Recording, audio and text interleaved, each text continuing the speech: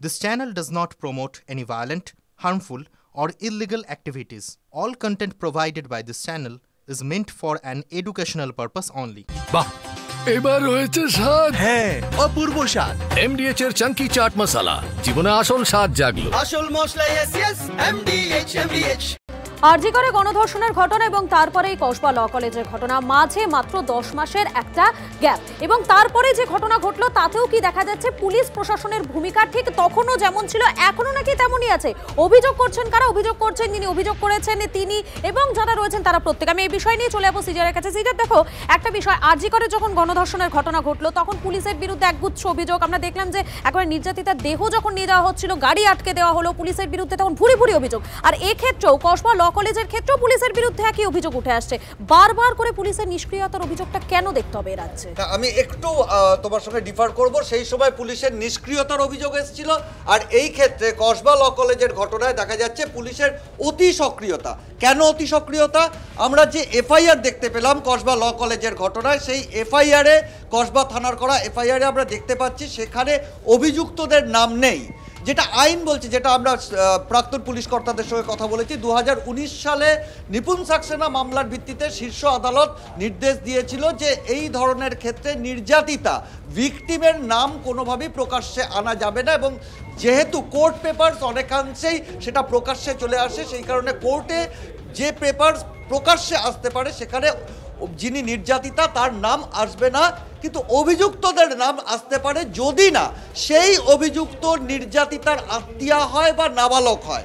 এক্ষেত্রে দেখা যাচ্ছে যারা অভিযুক্ত তারা কেউ নাবালক নয়, তারা নির্যাতিতার কোনোভাবে পরিচিত বা আত্মীয় নয়। তারপরেও কেন এই এফআইআরে এই অভিযুক্তদের নাম মাস্ক করা হলো, তাদের নাম আড়াল করা হলো, সেই প্রশ্নের উত্তর কিন্তু আইনজীবীদের কাছেও নেই, যারা দীর্ঘদিন ধরে ক্রিমিনাল ল প্র্যাকটিস করছেন। এবং সেখানেই কোথাও প্রশ্ন উঠছে এরা প্রভাবশালী বলেই কি এদের নামগুলোকে মাস্ক করে রাখা হয়েছে যাতে প্রকাশ্যে সাধারণ পাবলিক ডোমেনে এলে তাদের নাম যাতে পরিচয় যাতে প্রকাশ্যে না আসে, সেই কারণেই এতটা অতি সক্রিয়তা পুলিশের। একেবারে সিজার, তুমি যেমনটা বলছিলে যে কেন হচ্ছে সেটা আইনজীবীরা তারা কি বলছেন, তাদের কি ব্যাখ্যা শোনাবো আপনাদেরকে। অনির্বাণ গুহ ঠাকুরতা আইনজীবী, তিনি কি বলছেন তার কি বক্তব্য একবার শোনাই। অ্যাকিউজডের তরফে অ্যাকিউজডের নাম গোপন রাখার কিন্তু কোনো নির্দেশিকা নেই বা কোনো আইন নেই। অর্থাৎ অ্যাকিউজডের পরিচয় অবশ্যই সেটা সামনে নিয়ে আসা যায় যদি সে নির্যাতিতার সাথে কোনোভাবে রিলেটেড হয়, অর্থাৎ রিলেটিভ হয়, তবে কিন্তু তার নাম ডিসক্লোজার করা যায় না। অভিযুক্তর নাম কেন গোপন রাখা হলো সেটা পুলিশই বলতে পারবেন, কিন্তু সেই সংক্রান্ত বিষয়ে কোনো আইনি বাধা বা কোনো guideline honourable court, supreme court, high court তাদের কোনো আইনি বাধা বা জটিলতা নেই। কিন্তু আর এই ঘটনা, সেই ঘটনার পর নির্যাতিতা তার মেডিকেল টেস্ট করানো হয় এবং সেই টেস্টে গণধর্ষণ, সেই ধর্ষণের অভিযোগের ভিত্তিতে যে প্রমাণ মিলেছে, নির্যাতিতার সঙ্গে ধর্ষণের প্রমাণ মিলেছে মেডিকেল পরীক্ষায়, এবং ন্যাশনাল মেডিকেল কলেজ সূত্রে যেমনটা এখনো পর্যন্ত আপডেট পাওয়া যাচ্ছিল, মেডিকেল রিপোর্ট অনুযায়ী নির্যাতিতার গলা এবং বুকে মিলেছে আঁচড় বা কামড়ের দাগ, মিলেছে যৌন হেনস্থার চিহ্ন। আরও একবার জানাই আপনাদেরকে, কসবা ল কলেজে নির্যাতিতার সঙ্গে ধর্ষণের প্রমাণ মিলেছে মেডিকেল পরীক্ষায়। ন্যাশনাল মেডিকেল কলেজ সূত্রের খবর, মেডিকেল রিপোর্ট অনুযায়ী নির্যাতিতার গলা এবং বুকে আঁচড় বা কামড়ের দাগ মিলেছে এবং মিলেছে যৌন হেনস্থার চিহ্ন।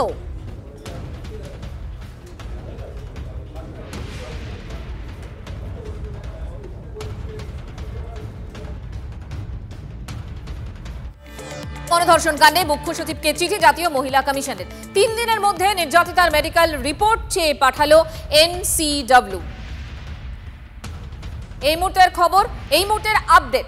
কসবা গণধর্ষণ কাণ্ডে মুখ্য সচিবকে চিঠি জাতীয় মহিলা কমিশনের। 3 দিনের মধ্যে নির্যাতিতার মেডিকেল রিপোর্ট চেয়ে পাঠালো এনসিডব্লিউ। এবং এই মুহূর্তে দাঁড়িয়ে আমরা দেখেছিলাম যে গতকাল যে বয়ান সামনে এসেছে তাতে এখনো পর্যন্ত আজকের আপডেট ছিল, গতকাল আমরা দেখেছিলাম 3 জনকে গ্রেফতার করা হয়েছে, আজকে ওই কলেজের গার্ড তার কথাতেও অসঙ্গতি পাওয়া যায়, তারপর তাকে গ্রেফতার করা হয়। আর এই মুহূর্তের আপডেট কসবা গণধর্ষণ কাণ্ডে মুখ্য সচিবকে চিঠি জাতীয় মহিলা কমিশনের। 3 দিনের মধ্যে নির্যাতিতার মেডিকেল রিপোর্ট চেয়ে পাঠালো এনসিডব্লিউ। এই মুহূর্তে জাতীয় মহিলা কমিশনের অন্যতম সদস্য অর্চনা মজুমদার আমাদের সঙ্গে রয়েছেন। অর্চনাদি, গতকালও আপনার সঙ্গে কথা হয়েছিল এবং আপনারা পদক্ষেপের কথা বলছিলেন। এই মুহূর্তে আমরা যেটা জানতে পারছি যে আপনারা মুখ্য সচিবকে চিঠি দিয়েছেন এবং নির্যাতিতার মেডিকেল রিপোর্ট চেয়েছেন, তাই তো? হ্যাঁ, না সবকিছুই আমি নিজে কলকাতায় আছি এখন। আচ্ছা, আমি ভিজিটে যাব, আমি নির্যাতিতার সঙ্গে কথা বলবো, দেখবো রিপোর্ট থেকে শুরু করে কেস কি সেকশন কি ব্যাপার সমস্ত জানতে চাইবো এবং স্যাটিসফ্যাক্টরি না হলে পরবর্তী যা যা করার সেগুলো করবো। দিদি, আপনারা তো রিপোর্ট চেয়েছেন, এরপর আপনারা কিভাবে এগোবেন এক্ষেত্রে ভাবছেন? না, আমরা প্রথমে তো ভিকটিমের সাথে আমাদের দেখা করতে হবে, কথা বলতে হবে, জানতে হবে কি অবস্থায় আছে, তার নিরাপত্তা কতখানি সিকিউর, এগুলো পুলিশ করেছে কিনা সেগুলো দেখা আমাদের প্রথম কাজ, তার এবং তার পরিবারকে। তারপরে দ্বিতীয় হলো ইন্সপেকশনের পরে তার মেডিকেল এবং 164 এবং অ্যারেস্ট, এগুলো কি কি সেকশনে ঠিকঠাক হয়েছে কিনা, ইনভেস্টিগেশন প্রপার হচ্ছে কিনা, ইনফ্লুয়েন্স কিনা, এগুলো সমস্ত দেখা আমাদের খুব দরকার। এরপরে আমরা মেয়েটির যা যা ওরা রিপোর্ট যেভাবে দেওয়ার কথা সেগুলো দিয়ে চার্জশিট ভরেছে কিনা, সবকিছু যদি সঠিকভাবে পুলিশ কমপ্লাই করে থাকে সেখানে আমরা আর বেশি কিছু করবো না। কিন্তু না করলে এটা চান্স খুব বেশি, কারণ মেডিকেল রিপোর্টই হলো 4 দিনের মাথায়। তো এই জায়গা থেকে আমাদের আরো কিছু করার থাকতে পারে, আমি গিয়ে আগে কথা বলি তারপরে। ধন্যবাদ দিদি।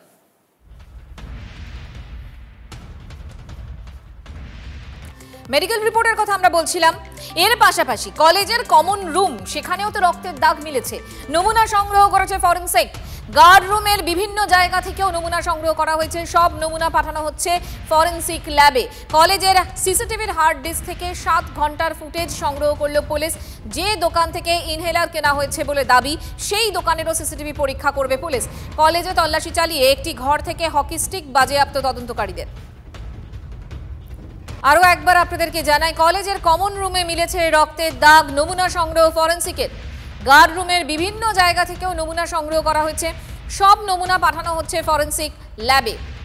কলেজের সিসিটিভির হার্ড ডিস্ক থেকে 7 ঘন্টার ফুটেজ সংগ্রহ করেছে পুলিশ। যে দোকান থেকে ও নির্যাতিতার জন্য ইনহেলার কেনা হয়েছিল বলে দাবি, সেই দোকানেরও সিসিটিভি পরীক্ষা করবে পুলিশ। কলেজে তল্লাশি চালিয়ে একটি ঘর থেকে হকি স্টিক বাজেয়াপ্ত করেছে তদন্তকারীরা।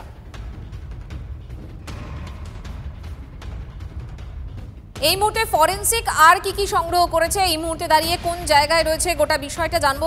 সুপ্রিয় আমাদের সঙ্গে রয়েছেন, আমাদের প্রতিনিধি জানাবেন। সুপ্রিয়।